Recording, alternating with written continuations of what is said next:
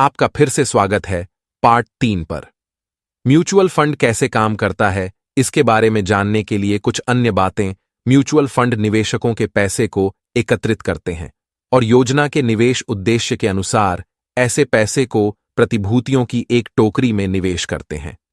निवेश पोर्टफोलियो का मूल्यांकन दैनिक आधार पर किया जाता है और म्यूचुअल फंड योजना की प्रत्येक इकाई के लिए उनका उचित मूल्य, जिसे नेट एसेट वैल्यू NAV कहा जाता है, प्रत्येक व्यावसायिक दिन के अंत में प्रकट किया जाता है। निवेशक किसी भी म्यूचुअल फंड के साथ जो भी लेन देन करता है, चाहे वह नई खरीदारी हो, मोचन हो या स्विच लेन देन हो, NAV पर किए जाते हैं। इसके अलावा यदि योजना पर लागू निकास भार अवधि के भीतर मोचन किया जाता है तो ऐसे लेन देन संबंधित शुल्क के अधीन होंगे। सेबी ने AMC द्वारा प्रस्तावित म्यूचुअल फंड योजनाओं की विभिन्न श्रेणियों को अधिसूचित किया है। ऐसी योजनाओं के निवेश पैटर्न को इस वर्गीकरण के माध्यम से परिभाषित किया गया है। उदाहरण के लिए, एक लार्ज कैप फंड लंबी अवधि के धन सृजन के लिए मुख्य रूप से लार्ज कैप कंपनियों की प्रतिभूतियों, लार्ज कैप में इसकी संपत्ति का न्यूनतम 80% में निवेश करता है।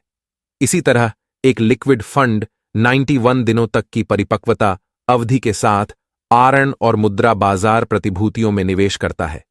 निवेशक अपने वित्तीय लक्ष्य, जोखिम उठाने की क्षमता और निवेश सीमा के अनुरूप म्यूचुअल फंड योजना चुन सकते हैं।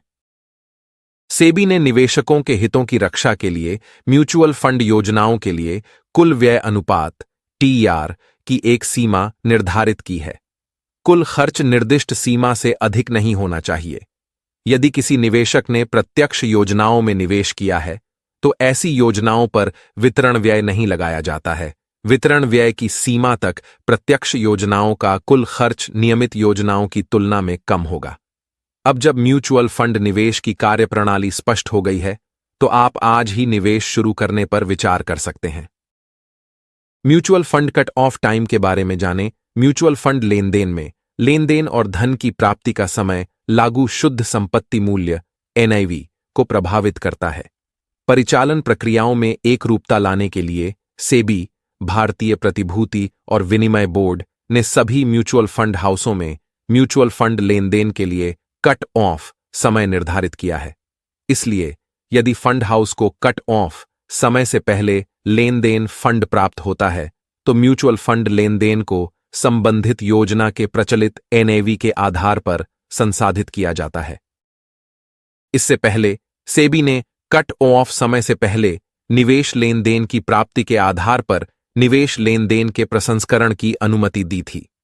निवेश राशि के लिए धनराशि बाद में बैंकिंग प्रक्रियाओं के रूप में अपनाई जाएगी।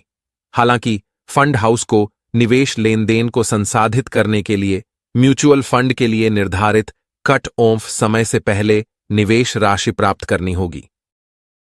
यदि फंड हाउस को निवेश राशि पहले प्राप्त होती है और उसके बाद लेन देन अनुरोध प्राप्त होता है तो लेन देन अनुरोध जमा करने के संबंध में कट ऑफ समय देखा जाएगा। मोचन या स्विच लेन देन के लिए लेन देन अनुरोध उसी दिन संसाधित होने के लिए निर्धारित कट ऑफ समय से पहले प्राप्त होना चाहिए। इसके विपरीत अन्य फंडों में निवेश लेन देन और सभी फंडों के लिए रिडेम्पशन लेन देन उसी दिन के NAV के लिए लेन देन को संसाधित करने के लिए म्यूचुअल फंड द्वारा 3 बजे से पहले प्राप्त किया जाना चाहिए। म्यूचुअल फंड के लिए संबंधित कट ऑफ समय का सारांश इस प्रकार है। यह तब लागू होता है जब खरीद लेन देन किसी व्यावसायिक दिन पर स्वीकृति के आधिकारिक बिंदु पर प्राप्त होता है और सदस्यता खरीद की पूरी राशि के लिए धनराशि उसी व्यावसायिक दिन पर उपयोग के लिए उपलब्ध होती है। म्यूचुअल फंड में कट ऑफ समय से पहले प्राप्त लेन देन उसी दिन संसाधित किए जाते हैं और लागू NAV उपरोक्त तालिका के अनुसार होगी। हालांकि कट ऑफ समय के बाद प्राप्त लेन देन अगले व्यावसायिक दिन पर संसाधित किए जाते हैं। जैसे म्यूचुअल फंड रिडेम्पशन का कट ऑफ समय दोपहर 3 बजे है। इसके अलावा ओवरनाइट और लिक्विड फंड में निवेश लेन देन को छोड़कर इक्विटी म्यूचुअल फंड और डेट म्यूचुअल फंड के लिए कट ऑफ समय निवेश और रिडेम्पशन के लिए समान है। यदि लेन देन अनुरोध कट ऑफ समय के बाद प्राप्त होते हैं तो लेन देन अगले व्यावसायिक दिन पर संसाधित किया जाता है। चूंकि स्विच लेन देन में रिडेम्पशन और एक नया निवेश लेन देन शामिल है, इसलिए स्विच आउट और स्विच इन लेन देन को दो अलग अलग व्यावसायिक दिनों में संसाधित किया जा सकता है। ऐसा इसलिए है क्योंकि स्विच आउट लेन देन के लिए रिडेम्पशन आय नियमित निपटान चक्र के अनुसार संसाधित की जाएगी। एक बार स्विच आउट लेन देन की मोचन आय प्राप्त हो जाने के बाद म्यूचुअल फंड हाउस नई म्यूचुअल फंड योजना में स्विच इन लेन देन की प्रक्रिया करेगा। म्यूचुअल फंड लेन देन के लिए लागू मूल्य सभी म्यूचुअल फंड लेन देन म्यूचुअल फंड योजना के लिए प्रचलित एनआईवी पर संसाधित किए जाते हैं। फंड हाउस सभी पोर्टफोलियो निवेशों और अन्य परिसंपत्तियों के उचित मूल्यांकन के बाद और ऐसी राशि से योजना देनदारियों को घटाने के बाद ऐसे एनआईवी की गणना करता है। प्रति यूनिट एनआईवी की गणना करने के लिए परिणामी राशि को कुल बकाया इकाइयों से विभाजित किया जाता है, जिसका खुलासा सभी व्यावसायिक दिनों में सभी फंड हाउसों द्वारा किया जाता है। हालांकि निवेशक अपने निवेश का निर्णय इस आधार पर नहीं ले सकते कि एनआईवी अधिक है या कम। ऐसा इसलिए है क्योंकि उच्च या निम्न एनआईवी फंड प्रदर्शन का व्यावहारिक संकेतक नहीं हो सकता है।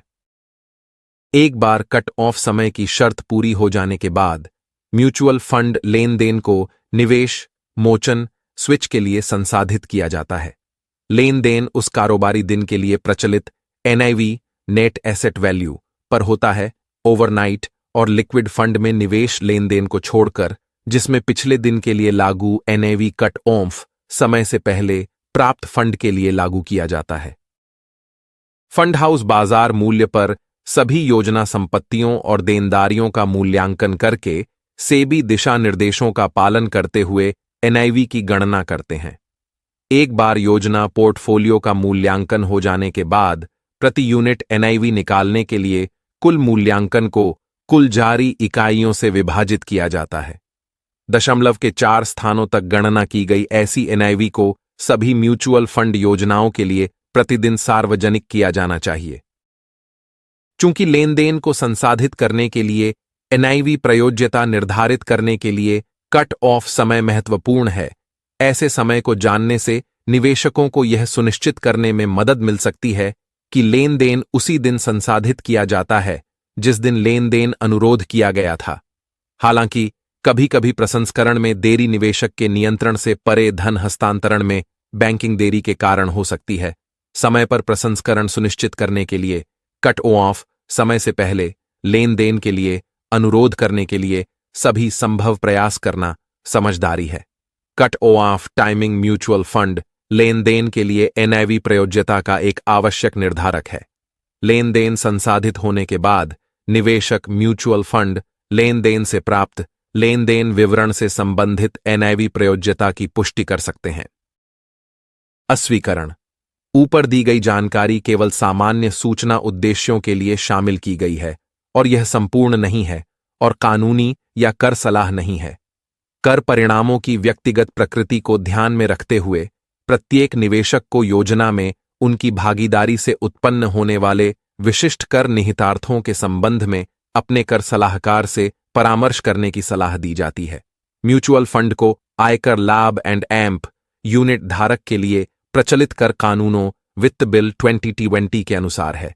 यहां मौजूद जानकारी के आधार पर आपके द्वारा की गई कोई भी कार्रवाई यूटीआई म्यूचुअल फंड की किसी भी योजना की खरीद और बिक्री के लिए प्रस्ताव या आग्रह के रूप में नहीं की गई है।